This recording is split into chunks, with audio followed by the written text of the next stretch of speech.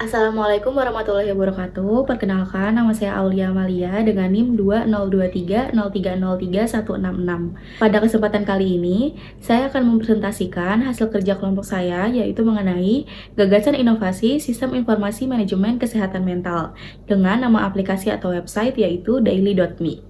Baik, di latar belakang ini, kita tahu kalau isu kesehatan mental itu menjadi pusat perhatian di beberapa negara di seluruh dunia. Menurut WHO sendiri, masalah gangguan kesehatan mental ini semakin lama itu semakin meningkat, terutama di kalangan remaja sama kalangan dewasa muda. Nah, hal ini itu biasanya disebabkan oleh beberapa faktor. Contohnya itu kayak ekspektasi diri yang terlalu tinggi, terus juga tekanan pekerjaan, atau dari masalah hubungan. Namun juga pada saat ini orang-orang tuh masih rendah akan pentingnya menjaga kesehatan mental ini, sehingga mereka tuh masih enggan untuk pergi ke orang-orang yang profesional. Di samping itu, teknologi pada zaman sekarang juga sudah maju. Oleh karena itu, muncul ide untuk mengembangkan aplikasi kesehatan mental yang menggabungkan catatan harian berbasis emosi, pencatatan rasa syukur, serta penyediaan kutipan harian. Aplikasi ini dirancang untuk membantu pengguna mengekspresikan diri secara teratur dan memberikan dukungan emosional dengan pendekatan sederhana dan juga bermakna. Selanjutnya adalah permasalahan, di mana permasalahan yang pertama adalah kurangnya kesadaran akan pentingnya kesehatan mental. Seperti yang kita tahu juga, pada saat ini masih banyak masyarakat yang tabu terhadap isu kesehatan mental. Nah, stigma-stigma orang itu membuat orang-orang yang sebenarnya terkena gangguan kesehatan mental itu takut atau malu untuk datang ke psikiater atau psikolog. Permasalahan yang kedua adalah kesulitan mengekspresikan dan mengelola emosi. Masih banyak orang yang bingung bagaimana cara mereka untuk mengekspresikan dan mengelola emosi mereka. Nah, biasanya dari kebingungan inilah yang membuat emosi atau stres mereka itu kumpul di diri mereka sendiri, yang akhirnya menyebabkan perburukan dari kesehatan mental mereka. Permasalahan yang ketiga adalah akses terbatas ke layanan kesehatan mental. Di kota-kota besar mungkin sudah banyak psikolog atau psikiater yang tersebar di beberapa rumah sakit. Namun tidak menutup kemungkinan di daerah-daerah pedesaan atau daerah-daerah pelosok itu masih sedikit tempat-tempat untuk ke psikolog atau psikiater. Permasalahan selanjutnya adalah kurangnya sarana refleksi diri yang terstruktur, di mana orang-orang tuh tidak terbiasa untuk melakukan refleksi diri atau menyadari betapa pentingnya kebiasaan ini untuk menjaga kesehatan mental. Permasalahan selanjutnya adalah ketidakseimbangan emosi dalam kehidupan sehari-hari. Manusia itu mempunyai banyak emosi, contohnya ada emosi positif kayak bahagia, senang, atau emosi negatif seperti sedih, marah, emosi, dan lain-lain. Nah, emosi-emosi negatif ini jika tidak dikelola dengan baik itu juga akan memperburuk keadaan mereka sendiri. Selanjutnya ada alternatif solusi yang ditawarkan. Yang pertama ada catatan harian berbasis emosi. Aplikasi ini menyediakan fitur catatan harian di mana pengguna atau user bisa menuliskan pengalaman mereka atau perasaan mereka yang dilakukan pada satu hari. Yang kedua ada pelacakan emosi berbasis warna, di mana aplikasi ini menyediakan fitur untuk pengguna atau usernya memilih warna yang sesuai dengan keadaan perasaan mereka pada hari itu. Nah, hal ini diinspirasi atau terinspirasi dari film Inside Out.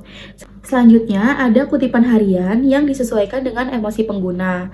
Nah, semisal tadi pengguna atau user sudah memilih warna, misalkan pengguna atau user memilih warna biru, maka kutipan-kutipan harian yang akan muncul itu adalah kutipan-kutipan yang bersifat membangun atau bersifat menghibur. Yang keempat adalah analisis jangka panjang terhadap emosi dan perkembangannya, di mana data-data pengguna seperti tadi ada quotes-quotes yang didapatkan atau catatan harian atau warna-warna tadi itu akan disimpan di dalam data, dan pengguna dapat melihat grafik perubahan emosinya dalam rentang waktu mingguan, bulanan, dan tahunan. Yang terakhir adalah aksesibilitas yang mudah dan terjangkau, di mana aplikasi ini dapat diakses melalui handphone sehingga orang-orang bisa menggunakan aplikasi ini di mana saja dan kapan saja. Selanjutnya ada tujuan, di mana aplikasi ini bertujuan untuk meningkatkan kesadaran masyarakat akan pentingnya kesehatan mental. Yang kedua, menyediakan sarana ekspresi diri yang aman dan terstruktur. Yang ketiga, memfasilitasi pengguna dalam melacak dan memahami pola emosional mereka.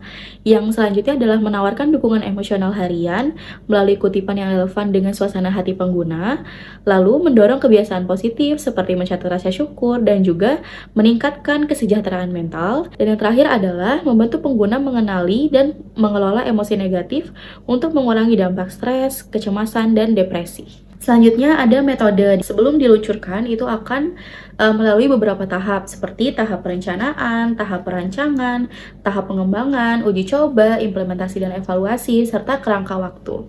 Pada tahap perancangan, dipastikan bahwa aplikasi ini sudah bekerja sesuai dengan kebutuhan pengguna atau tujuan yang sudah ditetapkan. Selanjutnya ada tahap pengembangan, di mana tahap pengembangan yang pertama adalah pengembangan front-end. Dipastikan bahwa aplikasi itu bisa berguna di iOS atau di Android.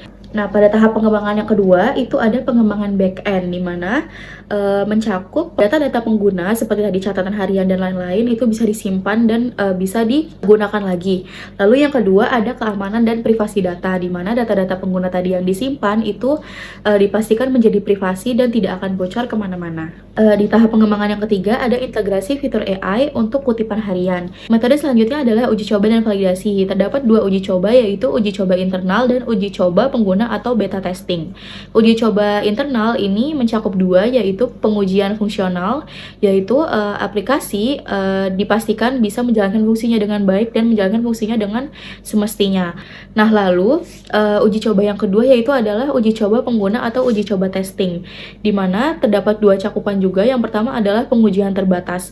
Nah, pengujian terbatas ini di mana aplikasi diberikan ke beberapa orang untuk dicoba apakah bisa berjalan dengan baik atau tidak. Nah, lalu cakupan yang kedua adalah pengumpulan feedback, di mana orang-orang yang sudah mencoba aplikasi tadi bisa memberikan feedback guna untuk melakukan perbaikan dan meningkatkan pada aplikasi sebelum diluncurkan secara luas. Tahap selanjutnya adalah implementasi dan evaluasi, di mana yang pertama ada peluncuran aplikasi, yaitu aplikasi diluncurkan di App Store atau di Play Store. Yang kedua ada evaluasi pasca implementasi. Selanjutnya ada kerangka waktu, yaitu proses pengembangan aplikasi ini diperkirakan memakan waktu sekitar 6-9 bulan. Selanjutnya adalah rancangan bangun inovasi, di mana pada fitur yang pertama adalah catatan harian emosi. Nah, pengguna atau user bisa menuliskan catatan harian mereka pada fitur ini. Selanjutnya adalah pelacakan emosi berbasis warna, di mana pengguna akan mendapatkan satu karakter sesuai dengan keadaan hati atau suasana hati mereka pada saat itu. Lalu, fungsi dari fitur ini adalah membantu pengguna mengenali pola emosional melalui visualisasi yang sederhana dan mudah dipahami. Fitur selanjutnya adalah kutipan harian berbasis emosi. Fitur selanjutnya adalah analisis emosi jangka panjang. Selanjutnya adalah pengingat harian, di mana pengguna yang memakai aplikasi ini akan mendapatkan notifikasi untuk menuliskan catatan harian mereka atau memilih warna emosi mereka. Selanjutnya ada alur interaksi beserta desainnya. Nah, di sini alurnya itu ada mendaftar untuk masuk, mengisi profil, pencatatan harian, pemantauan emosi, serta pengingat harian. Saat aplikasi dibuka, maka akan muncul gambar seperti ini. Nah, di mana ini adalah loading untuk beberapa saat. Nah, lalu akan muncul dua pilihan, di mana kita bisa melakukan daftar jika belum punya akun dan bisa mengklik masuk jika sudah punya akun. Nah, jika belum punya akun, ketik daftar, lalu bisa mendaftarkan diri melalui nomor HP atau menggunakan email. Dan bisa juga menggunakan media sosial seperti akun Google atau akun Facebook. Lalu, jika melakukan pendaftaran melalui akun Google atau akun Facebook, akan diarahkan ke laman verifikasi OTP. Lalu, setelah melakukan OTP, maka akan diteruskan ke laman membuat kata sandi. Nah, setelah membuat kata sandi, pengguna dapat mengisi data pengguna. Lalu, jika sudah punya akun, maka bisa klik masuk dan bisa mengisi email atau nomor telepon dan beserta kata sandinya. Setelah klik masuk, maka akan muncul gambar seperti ini, di mana ini adalah loading untuk beberapa saat. Dengan hai pengguna ini akan disesuaikan dengan username atau nama dari pengguna. Nah, lalu gambar yang di tengah ini adalah gambar dari home. Logo yang di sebelah kanan itu adalah username, nama, dan juga jenis kelamin, serta pengguna bisa mengubah foto profil mereka. Nah, lalu di bawah bulan dan tahun terdapat grafik. Grafik ini adalah grafik yang memperlihatkan warna-warna dari pengguna yang sudah diisi selama beberapa hari. Lalu di bawah grafik terdapat 4 fitur. Fitur yang pertama adalah mood tracker, di mana jika kita mengklik dan kita belum mengisi kuesioner, maka karakter kita belum akan muncul di situ. Pertanyaan-pertanyaan yang akan muncul di kuesioner itu seperti seberapa bahagia Anda hari ini, apakah apakah ada momen yang membuat Anda tersenyum, dan lain-lain. Lalu, jika sudah diisi, maka akan muncul tampilan seperti ini, di mana ini adalah loading untuk beberapa saat. Lalu, jika loading sudah selesai, maka akan muncul seperti yang di gambar tengah, yaitu karakter akan muncul. Di sini yang dicontohkan adalah karakter bahagia atau warna kuning.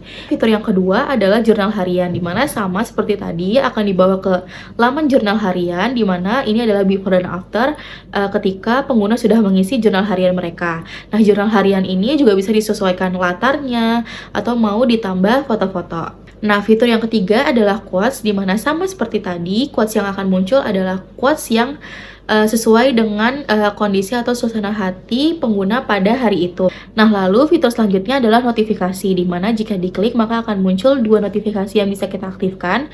Ada juga laman riwayat jurnal, di mana jika diklik maka akan muncul riwayat-riwayat catatan harian yang sudah kita isi pada hari-hari sebelumnya. Ada juga laman kumpulan kutipan. Nah, di mana kumpulan quotes ini atau kutipan ini bisa kita pilih tanpa kita harus mengisi kuesioner, atau kita bisa melihat tanpa kita mendapatkan karakter tersebut. Selanjutnya ada keberlanjutan, di mana ini adalah beberapa perkembangan atau update yang mungkin akan diterapkan pada aplikasi ini. Yang pertama ada penambahan fitur komunitas. Selanjutnya ada kebermanfaatan dan keberlanjutan, di mana diharapkan kebermanfaatan aplikasi ini yaitu pemantauan kesehatan mental mandiri, dukungan emosional personal, meningkatkan kesadaran kesehatan mental, serta akses mudah dan juga fleksibel. Selanjutnya ada orisinalitas ide, di mana aplikasi ini memiliki beberapa inovatif yang penting. Contohnya itu ada tadi pelacakan emosi visual, di mana catatan harian tadi digabungkan dengan penggunaan warna-warna yang lucu gitu. Yang terakhir adalah efektivitas pelaksanaan inovasi. Nah, ini yang pertama ada implementasi teknologi, di mana penggunaan framework cross-platform seperti React Native memungkinkan aplikasi mudah diakses di berbagai perangkat. Terima kasih, itu adalah hal yang bisa saya sampaikan. Kurang lebihnya mohon maaf. Wassalamualaikum warahmatullahi wabarakatuh.